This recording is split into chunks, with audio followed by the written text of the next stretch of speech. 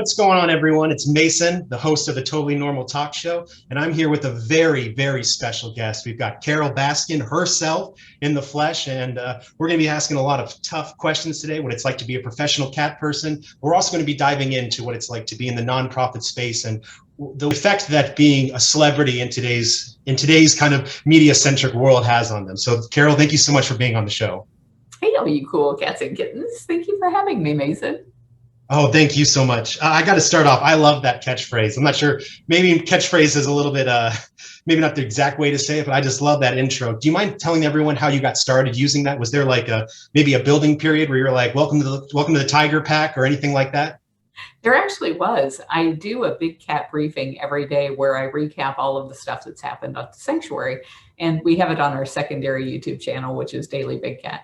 And I was saying things like, hello, all you big cat fans. Hello, all you cool cats. And then it just finally, I think sometime in 2012 or 2016, I forget now, it just landed on, hey, all you cool cats and kittens. And it wasn't a conscious thing to say that every day. It just kind of rolled off my tongue that way. And then apparently it was in Tiger King twice. And that was all it took for people to be using that phrase all over the place, which has been so fun to hear different ways that people use that as opening up their Zoom meetings or their staff meetings. Yeah, I think you've cemented yourself into pop culture with that. I mean, honestly, I don't even think I can hear even like an 80s sing of like cool cat without thinking of you. So honestly, you really kind of made your mark using that. Obviously, you've had like almost meteoric, those aren't words. None of these are words, folks. Just don't use me for your English class. You've had a significant rise in fame over the last few years, if not even the last decade. But I kind of want to just dial it back a little bit and maybe talk, how did you even get interested in the nonprofit space for big cats? And is there something that kind of resonated with you? Or is there just a reason that you knew that there was something missing that you had to fill?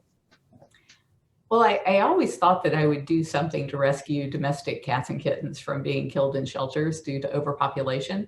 But when I was 17, I started rehabbing bobcats that had been hit by cars and releasing them back to the wild. And then by the time I was in my mid-30s, I built up a real estate business. My husband and I were looking for a way to give back. And we discovered that a bobcat was being sold at an auction and she had been declawed and she couldn't be released because of that. Plus she was from out of state and she had been captive born. So there were all those reasons why it wasn't legal to release her. But we brought her home, and because the guy who was bidding on her was a taxidermist who was going to kill her. And then the following year, we ended up at a fur farm where they were going to kill 56 bobcats and lynx kittens. And we came home with 56 of them.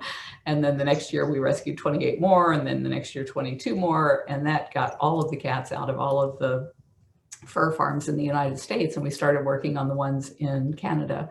And then people started calling and saying, will you take my lion? Will you take my tiger? And so taking care of what then was 200 exotic cats was a very expensive undertaking, but we were doing it from our real estate business. And the IRS said, you've either got to call this a hobby or you need to set it up as a nonprofit. So in 1995, we applied as a nonprofit, but we didn't really ask for money because we were funding it out of our real estate business. And then I lost my husband in 97 and all of our assets were seized for 5 years because he was missing. And so that depleted our real estate business and I had to actually start asking for help. And so that was even though we had already started the sanctuary on paper, the nonprofit end of it in 1995, it wasn't until 97 that I started having to actually ask for donations. Yeah, and honestly, I think it all worked out for the best. And I think this is an amazing foundation, obviously. And one thing that I think, and I'm skipping ahead here, but that was kind of misleading about Tiger King was it made it seem like, that you were almost like the big cat rescue was almost the same thing as the things Joe Exotic was doing. These like animal sanctuaries were the same as these private zoos. And it was trying to say that there's not really a fine line, which I think was honestly very misleading because you were a Carole Noon award winner. From what my research, that's like one of the most prestigious awards a sanctuary can get. So it's not like you're just some lady out in the boondocks of Tampa Bay, just like raising tigers. You genuinely have a nonprofit and you have a plan. And that's something that I think maybe wasn't highlighted in the documentary as well. Actually, when my husband and I watched Tiger King, at the end of it, we just sat there and looked at each other and said, well, that was a missed opportunity, because to us, that was what we thought. It was like, they worked with us for 5 years. saying they were going to expose all of this abuse and that they were going to bring this to the public's attention, that these animals were being bred and exploited and discarded. And instead, everybody got Tiger King at the end of that. And they got that, as you said, a really bad portrayal of sanctuaries and zoos as being the same when we are polar opposites in philosophy. Exactly. And I read a lot of things that you've kind of, when you talk about Tiger King, you call it, and maybe I don't want to misquote you, you call it a mockumentary. And I thought that is the best way to describe it, honestly, like, because when you think about documentaries, you think about, it's usually trying to bring power to people that feel powerless, or trying to bring, a look into something that maybe hasn't been investigated before. And when I watched Tiger King, I genuinely felt like it was almost like an attack ad. It genuinely felt like they were trying to make people look as bad as possible. Obviously, Joe Exotic has his issues, and I'm sure nothing that he's done since or when Tiger King has been released has kind of changed my opinion about kind of how much of a lowlife he is. But I genuinely thought that you were cast in this kind of negative light when everything that you've done has basically been for the betterment of these big cats. And I sincerely want to apologize. Obviously, I have no authority to apologize to you. But I just meant as like, a human watching another human being betrayed that way. I just genuinely made me a little sick. And I got to say, like, I really thought that you were supposed to be the hero. That's what I genuinely thought. You had the villains, if you will, if we're going to make this if we're going to break it down to simple terms. You had the villains that were these, animal poachers and the animal kind of the breeders and traders. And then there was you fighting on the side of good. And they kept trying to blur the lines that there is no good. And I thought that's not a message you want to send. There are people doing good work, and you absolutely are one of them. Well, thank you. Yeah. I really feel like you were right when you said they were trying to make it look at the end that there is no good. And it's like, what a depressing thing. What an awful message to leave people with, that they can't do anything about it. Of course they can do something about it. And it could have been the catalyst for all of us working together to do something about it. And that's what I kind of like. The Conservation Game is this new documentary by Michael Weber, if I'm correct. And it almost feels like, just based off of the trailers and the synopsis that I've read, I haven't had the chance to watch it yet, but it feels like that's the movie that Tiger King was meant to be. It's definitely supposed to highlight the poachers and highlight the traders as the bad guys. And then like the people that are fighting for the nonprofits trying to make sure that this trading stops are supposed to be the good guys. And everything that I've seen says this movie is definitely something to watch. And we were working with both sets of producers through the same 5-year period, side by side. So all of the same information we were giving the Tiger King producers is what we were giving Mike Weber about the situation and how it is that breeding tigers in captivity is actually causing their extinction in the wild. And that's hard for people to wrap their heads around, because zoos have been telling us for years we have to have these cute little babies on display for you to come pay to see because we're doing conservation breeding. No, none of those animals are ever going back to the wild. None of them could go back to the wild. And if you want to save animals in the wild, save them in the wild, because that's where it's conservation. Being in a cage is not conservation. Just having more of that kind of animal in a jail cell doesn't do anything to protect our planet, which is in serious peril right now, in case you haven't been outside and experienced the weather anywhere on the planet. Yeah, we're drowning on dry land a little bit. I'm not going to lie to you. But I really want to kind of emphasize that, like, the documentary, and obviously I feel like everyone has good intentions when they make any kind of form of entertainment, regardless of, if it's a documentary or if it's a comedy or anything like that. But I genuinely felt like they just had it out for you. Like there was that whole episode where they highlighted, your ex-husband's disappearance. And I'm not going to lie to you. Like it was very convincing, but it's one of those things that it's manipulation and conspiracy made by edits. I'm sure if we saw the whole recording of how you talked about your late husband, you would seem like any distraught widow. But for some reason, they really wanted to capture those like sound bites that kind of maybe didn't highlight you in the best light. And I just thought that was something that was a little deceitful. And I was curious if maybe you could talk about how you felt like when you saw that episode where they were like, highlighting, I think it was Don Lewis's assistant, his ex-family, and they're all kind of portraying you as like you may have had something to do with his disappearance. Yeah, I mean, even though they had made some of those allegations before, I felt like just knowing what I knew about how I had been interviewed by Eric Good and Rebecca Chaiklin, and they would ask me a question and then they'd ask it to me, and say, well, could you say it different? Could you say it different? And they'd ask me to say it differently like 10 times. And I didn't understand why they were doing that. And now looking back on it, it's like, oh, that's why, because they wanted that specific clip that they could put in there or piece together. And so I suspect that they did the same thing to Don's daughters and to the secretary to make it look like they were being much more vicious than they really were. And so I take with a grain of salt anything that was said in that programming because of the way that I know I had been led through being recorded. But I actually sat through Tiger King 7 times and sat down and did a webpage called bigcatrescue.org/Netflix.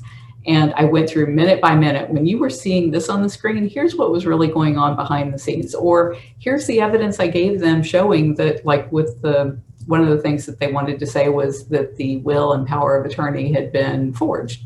Well, I gave them the 3 different handwriting expert firms who had looked at all of the original documents, including the marriage certificate that everybody wants to talk about online since then. They saw all of those original documents and deemed them to be legitimately Don's handwriting, and he did it. And yet none of that was produced in Tiger King for people to have that evidence. And so I went through and pasted in all of the evidence that I could find.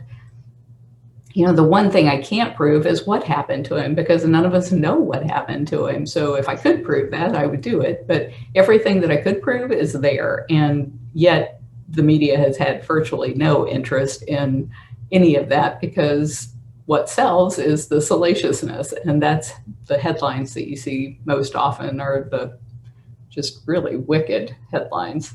I'm sorry. Yeah, it was very much trying to like make a conspiracy where I don't think there was one, especially because if I read correctly, I think you and I kind of feel the same way about what happened. He took off in his plane and maybe he disappeared somewhere over the Gulf.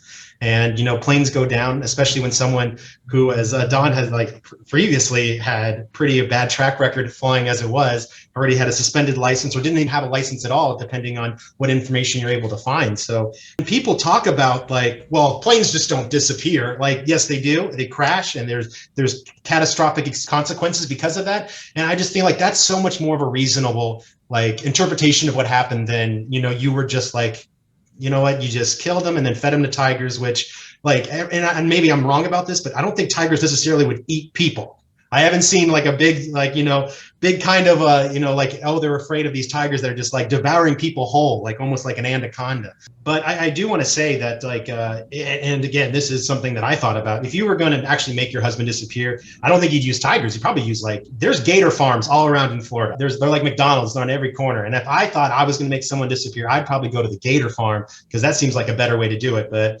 everyone wants to think you want to use these tigers just because they're around you. So, I think people are kind of, when they say that you just like fed them tigers, I feel like there's a missed opportunity. They're making you feel like, really, you're just going to do that? Like, I feel like I'm a little bit smarter than that. I watched CSI. Maybe I would have done it a little different, but okay, if this is the rationale you want to use, I think it's kind of silly. And I've continued to think that.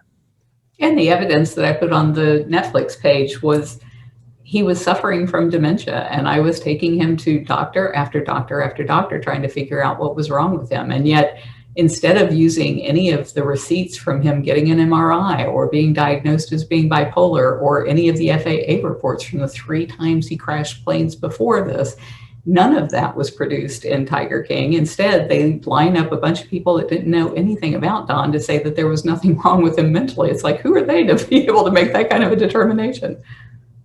Yeah, Carol, those are probably all forged too. I don't know. They're probably all up there with like Obama's birth certificate. You all go to the same person to make all these forgeries. I think that you have abundance of information, and it's just so sad that people want to stick with like what's easy to digest. They want a conspiracy. They want this to be, something that's a little bit more, has more of a fantasy element to it. In reality, it's not that way. And it's sad that it happened. I'm very sorry for your loss. But honestly, I'm even more sad that you keep getting reminded of it. Like there's always this emptiness that people talk about when maybe their sister goes missing or when like a cousin gets murdered that they don't know who did it.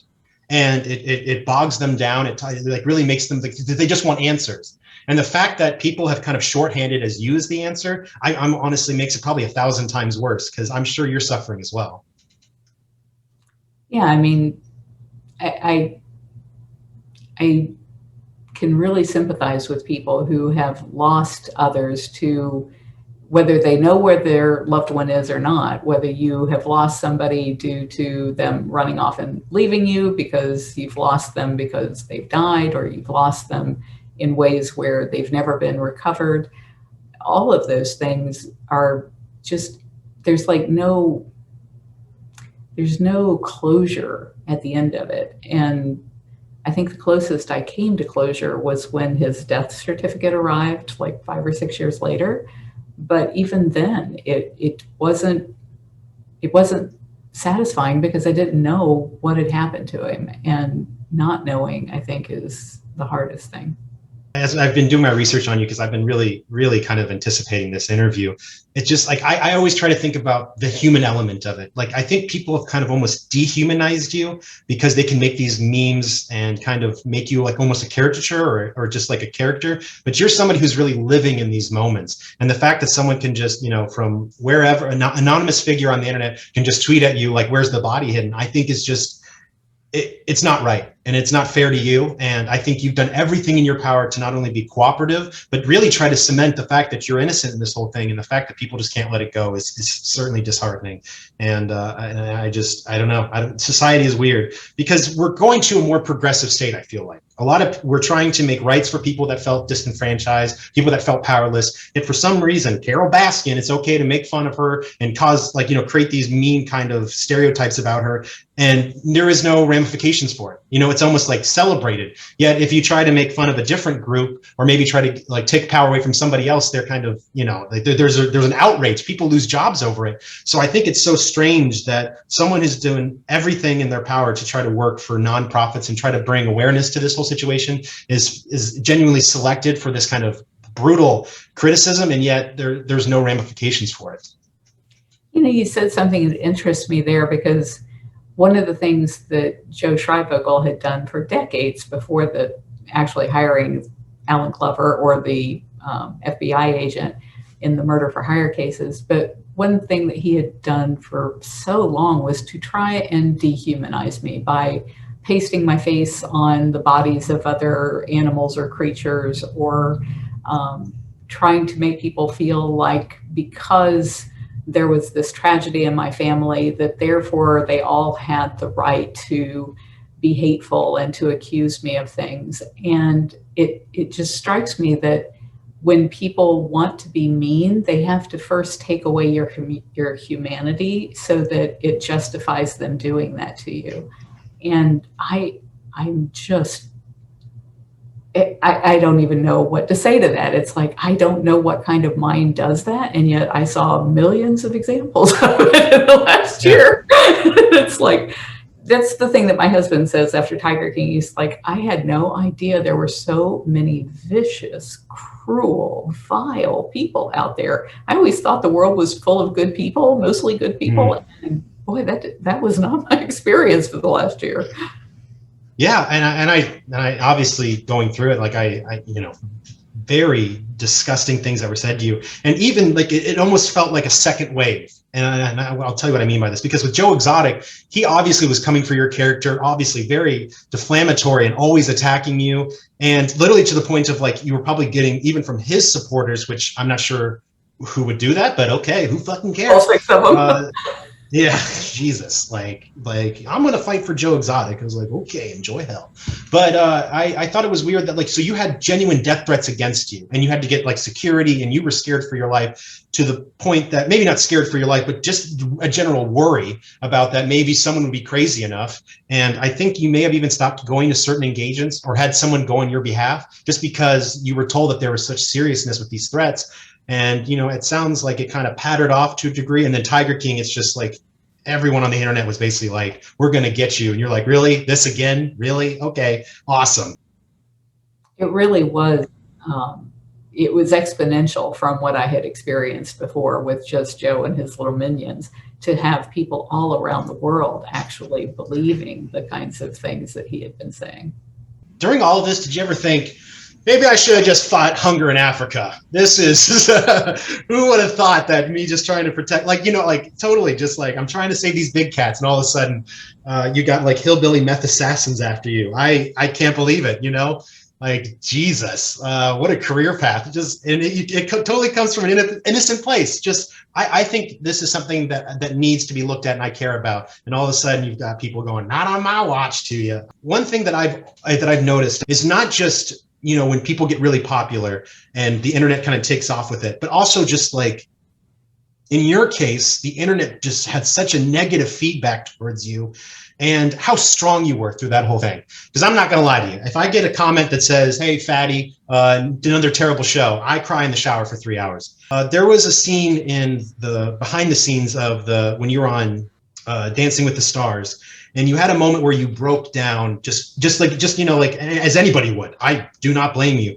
And I think it was Tonight that was talking to you about it, and you said that you were sorry that you did that because you were exhausted and you didn't want your family freaked out because you don't usually do that. Well, I do try to not let my emotions show because the work that we do is very emotional. It's life or death with these animals all the time, and dealing with some of the horrible situations that they come from, and dealing with law enforcement being unwilling to cite these people that are abusing animals, and the legal system being unwilling to try these cases against people, and knowing that these animals continue to suffer. So, this is something where I'm constantly having to stay strong and project strength, whether I feel strong or not, because I don't want my family to feel like this is too big of a burden, or like they need to do more to help or more to protect me. And the same goes for my staff and my volunteers. They're amazing people that are all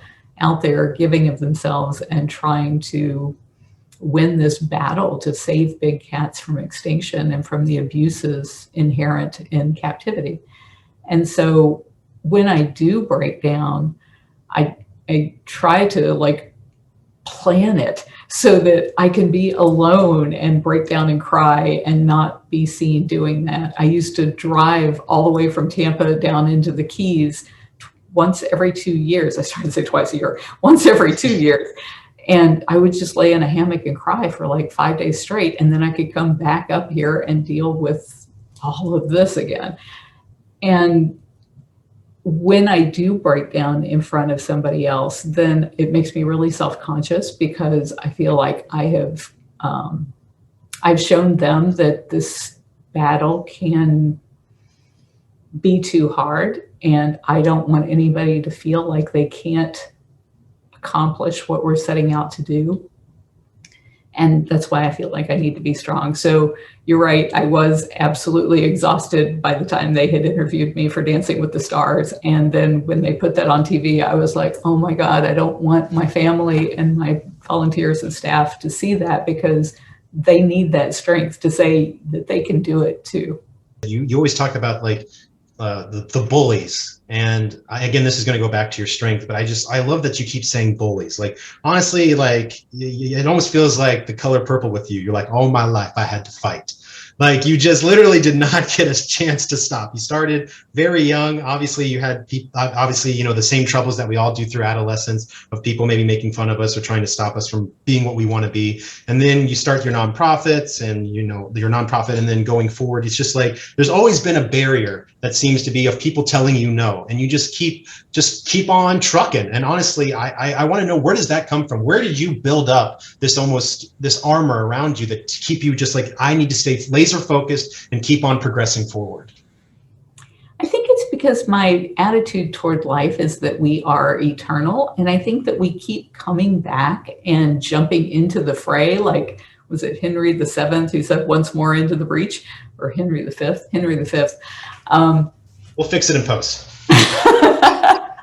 It's okay. I make mistakes. I make plenty of them. The world knows I make mistakes.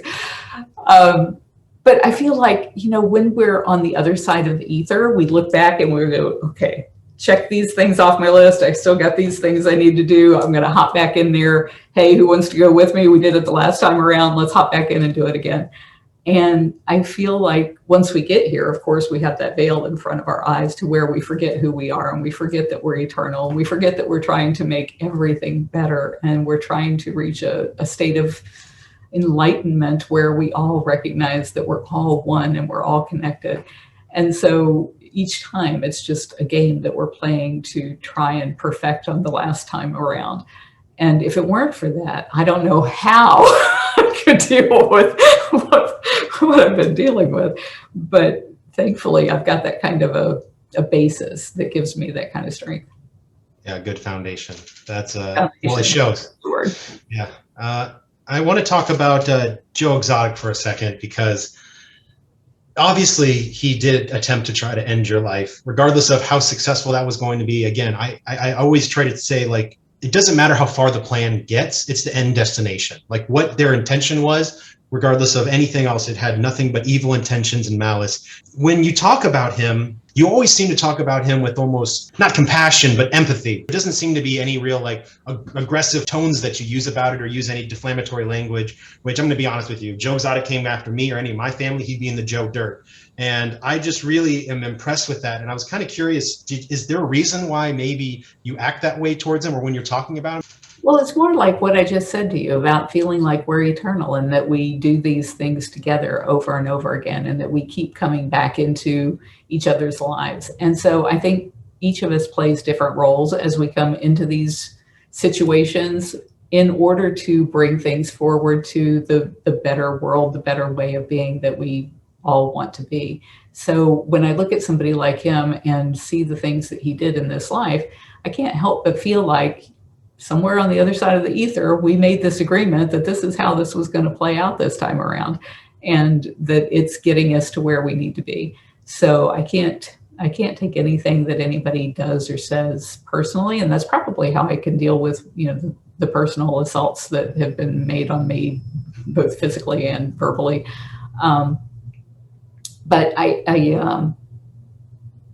can't get upset with people individually. I can hate what they do. I can hate the abuse. I can hate the way that I feel like he treated so many people in his life, but I don't hate him, the person.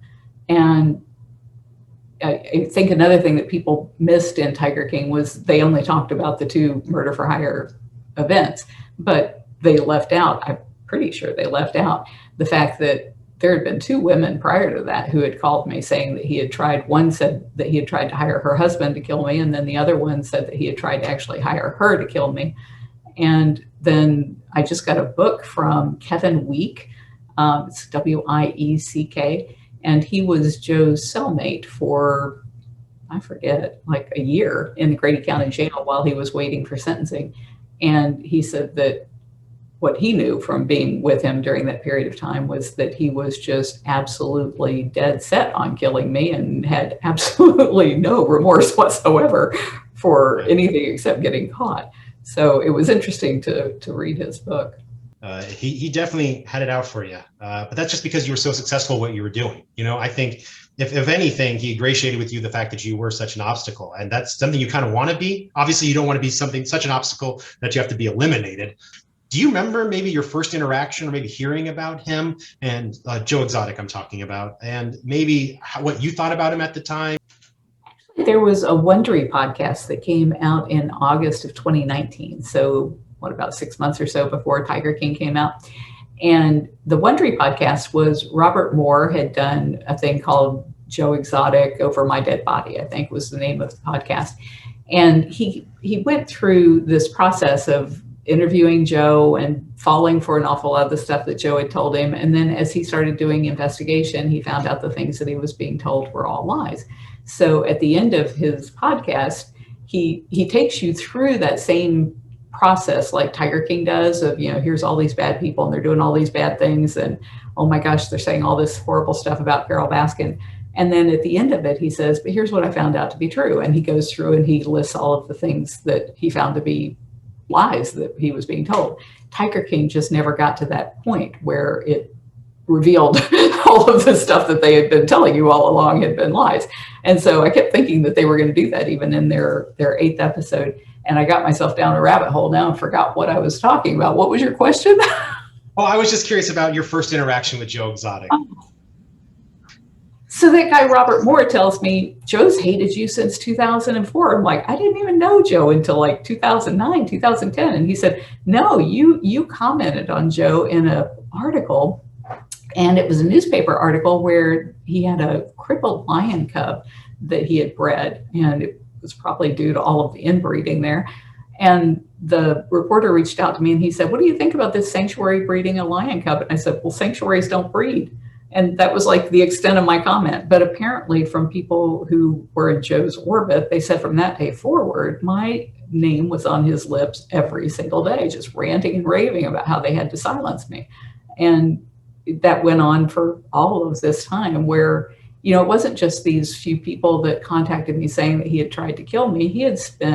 He'd go every night on YouTube just ranting and raving about how he was protecting everybody's rights and I was coming for their pets, and that they had to silence me in any way they could, whether that was by raping me or breaking my legs or hurting my family so that I would stop. And he couldn't get anybody to do it for free. So I think by 2015, he figured out that he was going to have to pay somebody. And that's when I started getting calls from people saying he was trying to pay them. You've been a big thorn in his side. You mean you did kind of sue him over the trademark, I think, or maybe it was copyright infringement, and you won. Yeah, well, we had to because we were running the game. But when I heard that, I was just like, man, Carole Baskin's going to court and she's going to win. The minute they showed the picture that he was using and everything that he was doing, I was like, this dude's about to lose his shirt. I remember they highlighted the incident when one of his workers actually, they got their arm bitten off by one of his tigers, or maybe it was one of his big cats for sure. And he kept saying that this is going to ruin me financially. When you heard about an actual employee getting injured at his facility, did you think that maybe this is going to be over, or maybe you'll have some leverage to take him down? Actually, one of the things I find most distressing about USDA is that they will cite these places for horrible violations of the Animal Welfare Act. And when the most horrible things are these animals suffering without any kind of veterinary care. And Joe had had hundreds of these citations against him. He had had 23 tiger cubs that died just in the year 2009. And yet USDA was doing nothing about it. And the only time USDA ever seems to actually come and enforce all of those animal violations is if a person gets hurt. And so when that happened, I thought, well, this will probably be what it takes for USDA to finally go in there and take away its exhibitor license. And maybe that'll stop the breeding and stop the abuse. And they didn't. And I was shocked by that, because most other places that have been shut down by USDA have been situations that weren't nearly that bad as what happened there. And so why he got a free pass on that was just a mystery to me. I do want to kind of highlight something here, and I really want to kind of transition from Joe Exotic and just being like the aftermath of Tiger King. But I also want to know what it's like to almost become like a pop culture celebrity to a certain degree. Obviously, you've had, you know, your own celebrity status with the nonprofit and the organization that you have, but I'm sure this kind of just propelled you to a new level. Am I correct in saying that?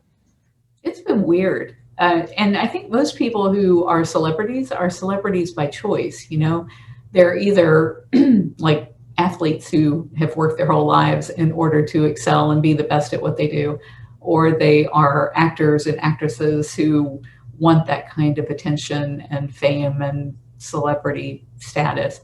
So for me, I'm really happy that it happened during COVID. If it ever had to happen, this was like the best time ever, because there weren't people on the streets for the most part. And when we were wearing masks. So it gave me some anonymity out there. But I was telling my husband, probably the nice part of that recognition is I live in a town, Tampa, that's probably, I don't know, 3.5 million people, maybe more by now. And yet everywhere I go, people step out of their house, they wave, they call me by name, you know, they pull over in the car and say hello. If I'm sitting at a stoplight on my bike, they'll roll down the window and say hello. It's like living in a small town. And yet I have all the benefits of living in a big town.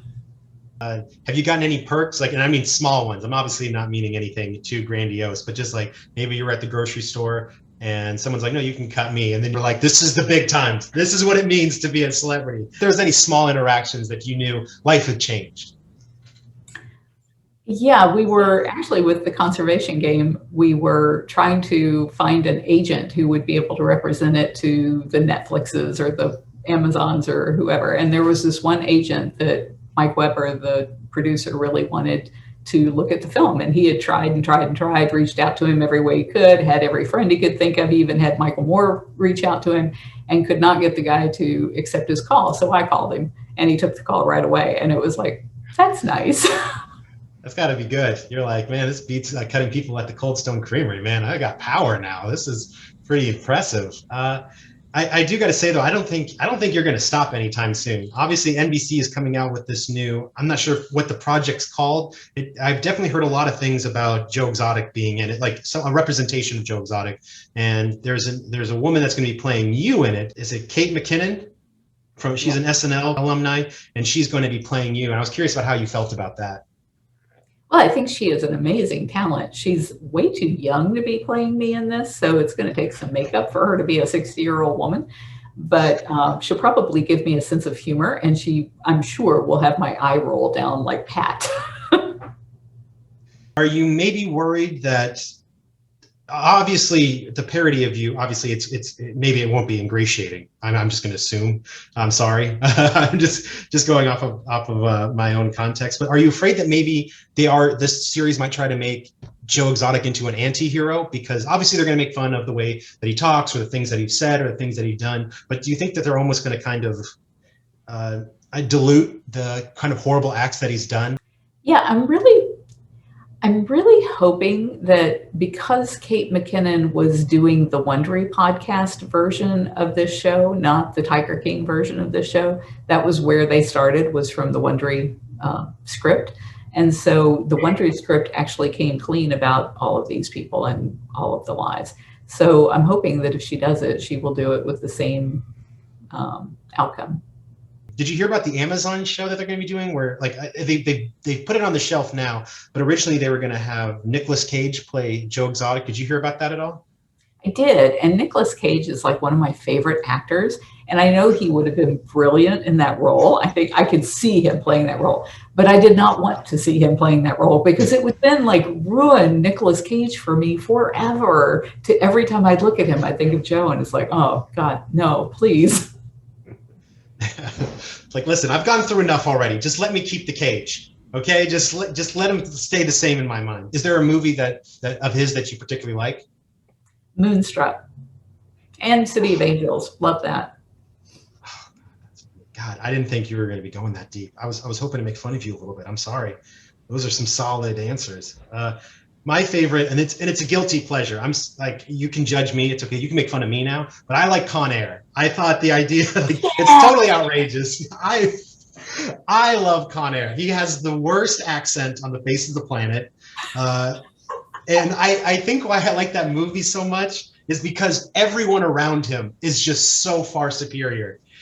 Steve Buscemi comes on, and he's supposed to be like almost like a Charles Manson or a Jeffrey Dahmer character, and he's the least intimidating guy. But when they put him like those close angles and they play the music behind him, I got a little scared. I was like, this guy ain't messing around. And so Con Air is always kind of my guilty pleasure. You've done a lot of things. You've done more things in like one lifetime than I probably will do in 3. I was curious, do you plan on ever making that into a book or a biography or an autobiography by chance? Or do you have any future projects that are coming down the pipeline? I'm working on 9 lives. Actually, yes, we have a project right now that we're filming that is a 2-hour special that we're hoping will become a series. And I can't talk much about it except to say that it is the work that we have always done to expose the people that are abusing animals and bring them to justice. And so it'll be, I think people would really like to see what goes on behind the scenes and see all of the stuff that Tiger King could have been as far as the horrible things that we see. Of course, it's not going to be depicting a lot of animal abuse to people because nobody wants to actually see that, but to see the conditions of the cages and such, and the way that these people just flagrantly thumb their nose at the law until somebody like us puts a ton of pressure on the law to do something about it. And then they have to take action. And so that's the nature of that show. The Louis Theroux shooting Joe Exotic that aired in the BBC, are you familiar with that? Yeah. It should be playing here in the US soon, and it does a great job of showing how back in 2011, when Louis was here filming Joe Exotic for America's Most Dangerous Pets, that Joe was talking about a hitman to kill me back then. And so this has been an ongoing thing for decades. The conservation game you mentioned had its DC premiere in Washington, DC just recently, and I went up for that. And then I was just invited out to LA for another one that they're going to be doing in August. And there's going to be a small, very limited number of people that are invited to an online showing of it through a Sports Illustrated Ticketmaster kind of a thing. So that's really exciting that we've got that coming down the line. And then for me, the biggest thing is getting our federal bill passed. And we really think we can do it this year. We've been working on it since the 90s. We had a partial win in 2003 that made it illegal to sell a big cat across state lines as a pet. But the thing that was left in there is that people can still have them as pets. And so we're going to phase that out and end the cub petting, which is what causes hundreds of these cats to be bred and discarded every year. Gosh, that's amazing, honestly. And it's great to see that you've had that kind of progression, especially with, working on something for so long. Obviously, like I don't know, I get bored easily. So the fact that you're able to continue on and have that kind of perseverance is something that I find really, really admirable. Do you mind if I have maybe a couple more questions? Obviously, you're a busy person. Do you mind if I can have my wife come in here for a quick second and ask you a question? It's kind of like the ending bit.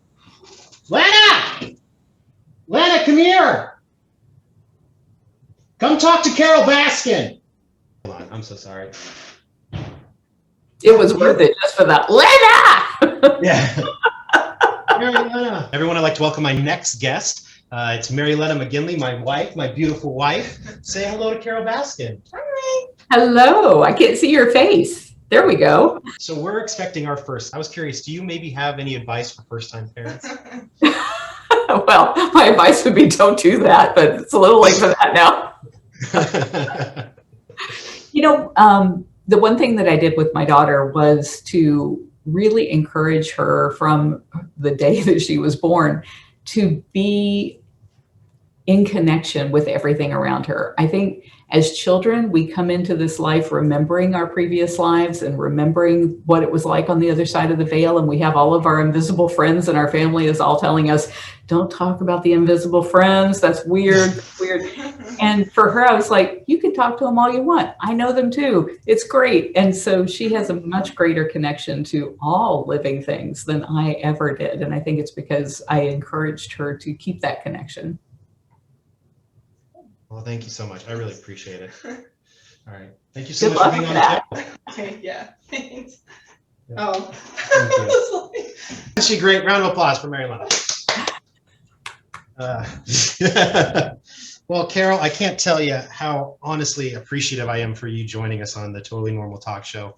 I'm glad that we could talk about a lot of things, and I definitely think that all of the work that you've done in the nonprofit is something that needs to be highlighted. The Tiger King bullshit and everything else about your husband going missing, I think is something that needs to be left in the back seat, if you know what I mean. This is the work that you're doing now is something that's really important. But I do have I'm really excited about this. So I do have an idea for you.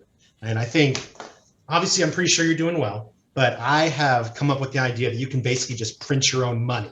So I think you need to write a book, and you almost need to do like O.J. Simpson style with it. You can do like, he wrote a book called, I Didn't Do It, but If I Did Do It. And I think if you write a similar book, I'm telling you right now, like you're going to be living in a golden castle down in Tampa Bay. You might be the queen of Tampa Bay by the time that book comes out. But I genuinely want to say that this has been something that I will always remember. I greatly appreciate you being on the show. Well, thank you very much. And someday I will write my book, but it won't be about how to kill somebody. That would be a horrible thing to write a book about. But I do actually release a day from my diary every day on my YouTube channel. So I'm Carole Baskin over there on YouTube. And it is the book that I will eventually publish one day, where it's everything that's ever happened in my entire life is being released one day at a time there. I can't wait to read it. I really can't. So again, thank you so much for being on the show. And I just wish you have a good rest of your day. Thank you, Mason. Carole Baskin, everyone. Thank you.